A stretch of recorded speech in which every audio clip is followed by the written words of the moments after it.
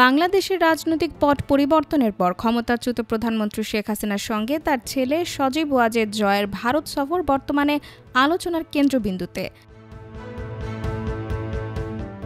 গত বছরের ৫ আগস্ট গণ-অভ্যুত্থানের মাধ্যমে আওয়ামী লীগের দীর্ঘ শাসনের অবসান হওয়ার পর এই প্রথম শেখ হাসিনা ও তার ছেলে সজীব ওয়াজেদ জয়ের সাক্ষাৎ হলো। ভারতের নিরাপত্তা সংস্থা এবং আওয়ামী লীগের একাধিক শীর্ষ নেতার সূত্রে জানা গেছে, ৬ জুন শুক্রবার জয় ভারতে এসেছেন। পরের দিনই ছিল পবিত্র ঈদ উল আজহা, যা তিনি মায়ের সঙ্গেই কাটিয়েছেন। দিল্লির একটি গোপন ঠিকানায় শেখ হাসিনা অবস্থান করছেন, যেখানে তার বোন শেখ রেহানাও রয়েছে। বিমানবন্দর থেকে কড়া নিরাপত্তার মধ্য দিয়ে জয়কে ওই ঠিকানায় পৌঁছে দেওয়া হয়।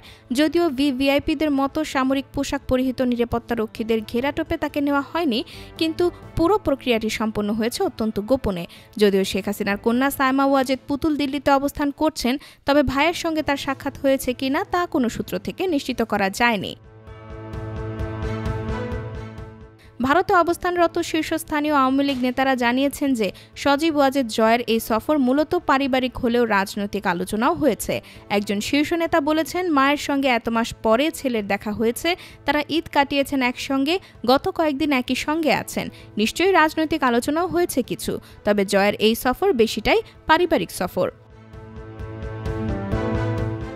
তবে আওয়ামী লীগের সূত্রগুলো নিশ্চিত করেছে যে সজীব ওয়াজেদ জয়ের ভারতেই থেকে গিয়ে দলের কার্যক্রমে সরাসরি অংশগ্রহণের কোনো অভিপ্রায় নেই। যদিও একসময় শোনা গিয়েছিল যে তিনি কলকাতায় এসে আওয়ামী লীগের নেতা, প্রাক্তন মন্ত্রী, এমপি ও ব্যবসায়ী সহ পালিয়ে আসা শুভাকাঙ্ক্ষীদের সঙ্গে বৈঠক করতে পারেন। তবে বর্তমান পরিকল্পনা অনুযায়ী তার কলকাতায় আসার কোনো সম্ভাবনা নেই। সূত্রগুলো আরও জানিয়েছে যে সজীব ওয়াজেদ জয়ের দীর্ঘ সময় ভারতে থাকার কোনো পরিকল্পনা নেই।